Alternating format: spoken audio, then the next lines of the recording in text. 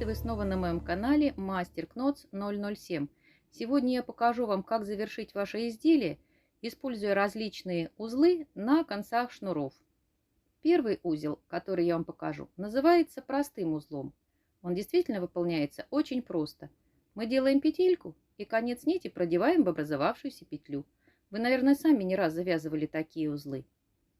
Второй узел называется узел восьмерка. Мы делаем петельку, обвиваем нить снизу основную, образуя вторую петлю и продеваем кончик нити в первую нашу петельку. С двух сторон аккуратно затягиваем узел, и он образует у нас восьмерку. Отсюда он получил свое название. Следующий же узел называется узлом сережка. Я думаю, что он просто похож на сережку. Итак, мы делаем петельку, зажимаем ее и начинаем укладывать витки короткой нитью, обвивая нашу петлю, двигаясь к ее началу. Я не рекомендую делать большое количество витков, узел получится не очень красивым. 5-6, но 7 витков вполне достаточно. Продеваем наш кончик нити в петельку, аккуратно помогая себе двумя руками, как бы собираем наши витки, подтягивая их к началу нити. И вот таким образом у нас образовался узел сережка. Следующий узел называется узлом капуцина. Мы делаем петельку, зажимаем в месте пересечения двумя пальцами и натягиваем петлю. Так будет удобней укладывать витки на правую сторону нашей петельки коротким концом нити. Опять-таки 5-6 витков вполне достаточно или меньше. Большее количество витков очень сложно затянуть в красивый узел. Аккуратно расправляем наши витки, чтобы они лежали красиво рядом друг с другом. И теперь резким движением затягиваем наш узел с двух сторон. Вот так.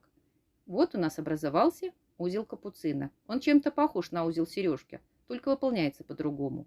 И еще один узел, он мне очень нравится.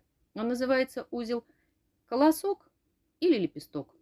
Мы делаем петельку и начинаем коротким концом нити укладывать поочередно витки на левую и правую сторону нашей петли. Держите петельку в натянутом состоянии и старайтесь укладывать витки ровно и аккуратно рядом с друг другом. Здесь вы можете делать столько витков, сколько захотите. Это все зависит от вашего желания. Количество витков не влияет на красоту. Главное укладывать их ровно и аккуратно. Когда вы сделаете столько витков, сколько вам необходимо, вытяните конец нити в петельку, зажмите двумя пальцами и, подтягивая нить, затяните нашу петлю. Смотрите, у нас образовался колосок или лепесток. Вот так сегодня мы познакомились с новыми узлами.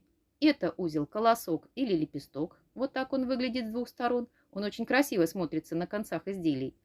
Вот таким образом выглядит узел капуцина.